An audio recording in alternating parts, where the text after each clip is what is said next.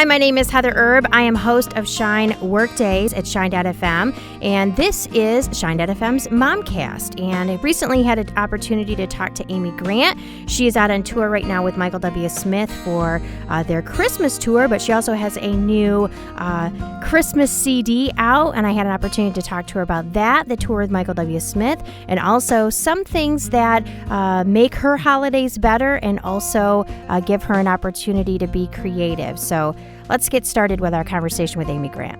So 20 years in the making, a brand new Christmas album, Tennessee Christmas. Why now, and what's different about this one than your last Christmas albums? Well, why now? That's a good question. I never would have anticipated that I would be touring so much in my 50s. Oh, yeah. Time. I mean, what a great surprise, honestly.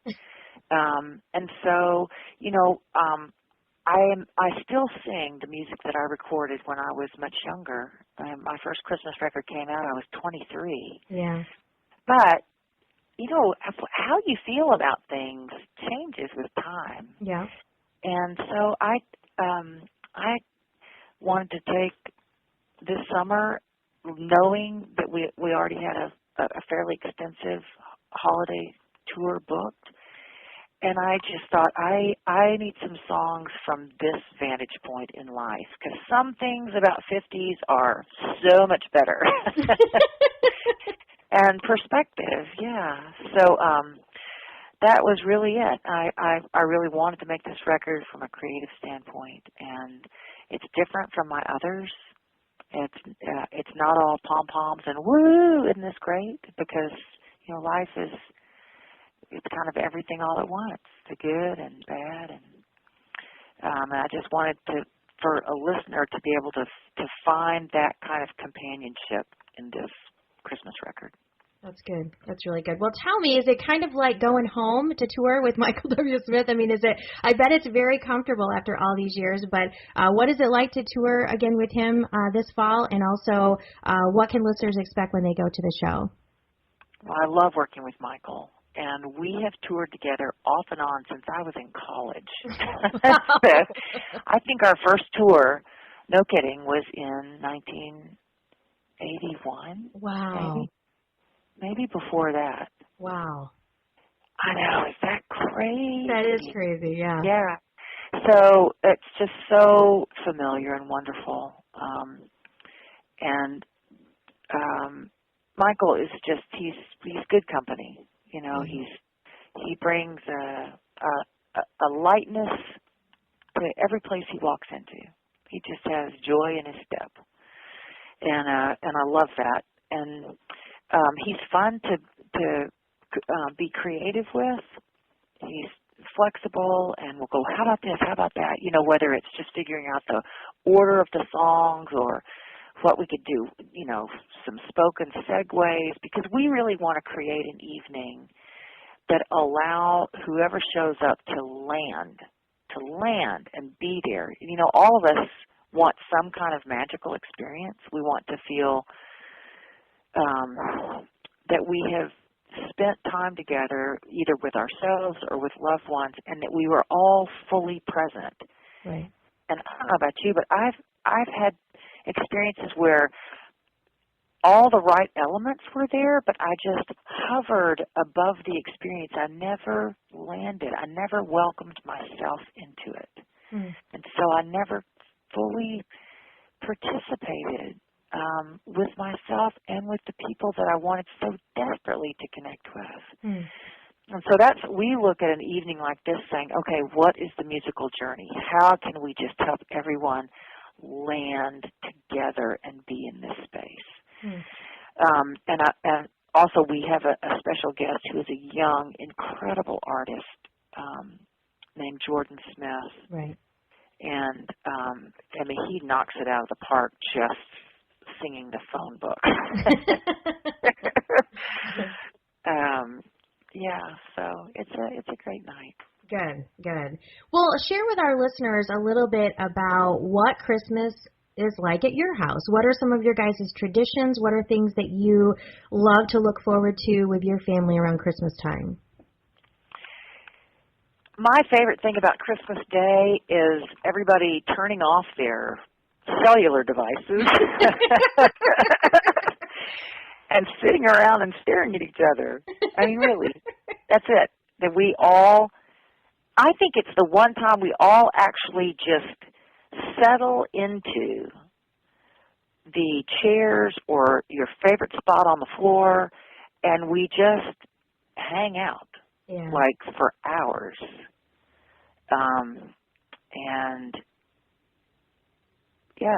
and we are mindful of the gift of each other's love. We're mindful of the gift of God's love for us, for each of us.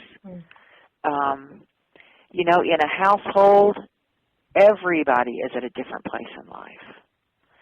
And everybody's at a different place on their faith journey. Everybody's at a different place in their life journey.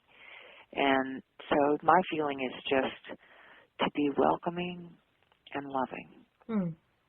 And our one tradition is I take a photograph of the kids before we walk in and sit by the decorated Christmas tree with the presents we've gotten each other.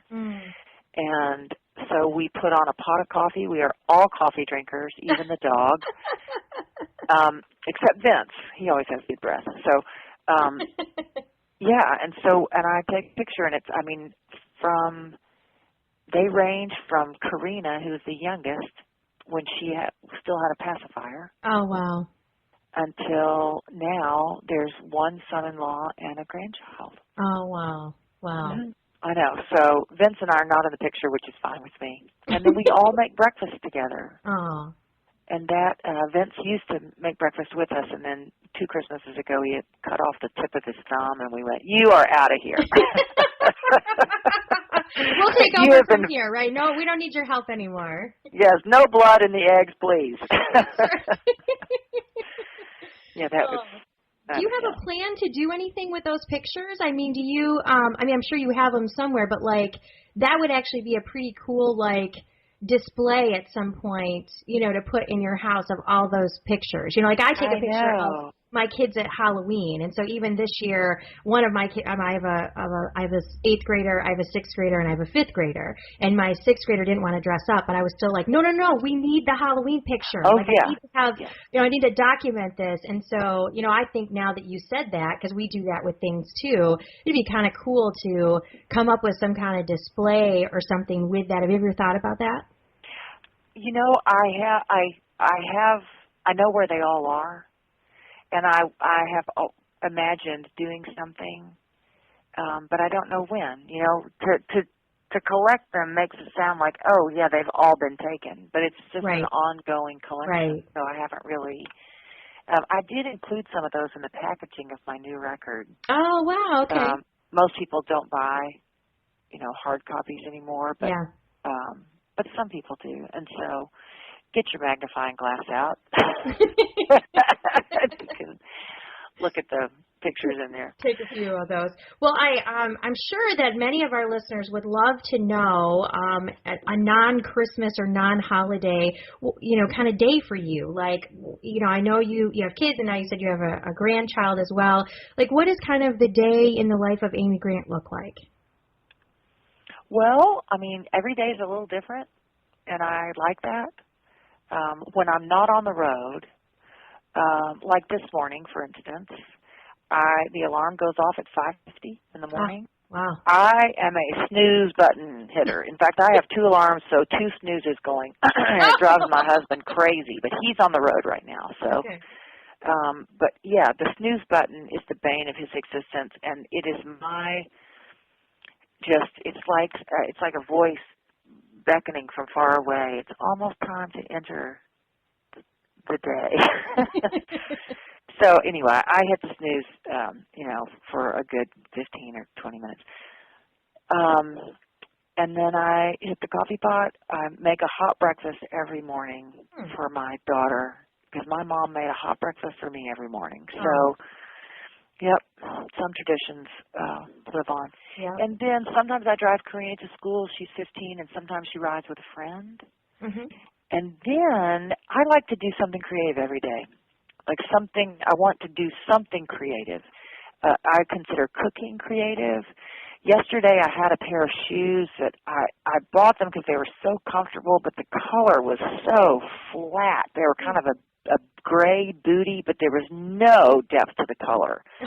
And I thought, what could I use with these? And I have an almost permanent spray-on tan that I used to use, and it's just a kind of collecting dust under my bathroom sink. And I took that, and I sprayed it on part of those boots to make it look mottled and dirty. Oh. And then I wore them. And when I got out in the sunshine, I realized that there was a tiny bit of sparkle to spray on tan. So that was not what I would have chosen, sparkly booties. But another day this week, I made a lighted hula hoop, like with Christmas lights. Yeah. And I wrapped it and taped the battery back on. Yesterday I picked up my grandson, and I took him for a picnic and learned a few tricks. Aww. I mean, I have to keep life different every day. Yeah. And as my daughter Millie, who's very organized, says to me, "Mother, you thrive in organized chaos." So, you know, I like to think about the endless possibilities that every day holds. Yeah, that's cool. That's really cool. And I know a lot of our listeners would probably relate to that, because I think you can't let, the daily churn of life get away from you. You've got to be intentional about making that space for you and feeding you and making sure you're taking care of you and doing things that bring you joy.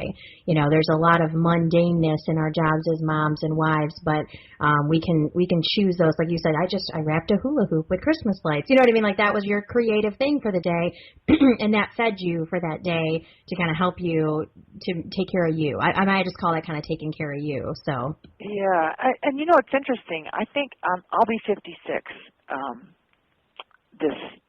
My birthday this year. Mm-hmm. And my grandfather died when he was 56. My dad was a teenager when his father died. And I am going to try every day, no kidding, to make loud whooping sounds, like, woo, you're still living. And what does today mean? Because I do think we get into survivor mode, but I think it's because we have so much. When I have traveled to the places where people have the least amount of stuff, they have the most free expression of joy. And I think we sometimes think, if I can just have this or have that, I'll be happier. But the more we have, the more we have to maintain, and it really is a burden. And so, swooping and minimizing is a good thing to do with life. Just, figure out what's essential and unload the rest.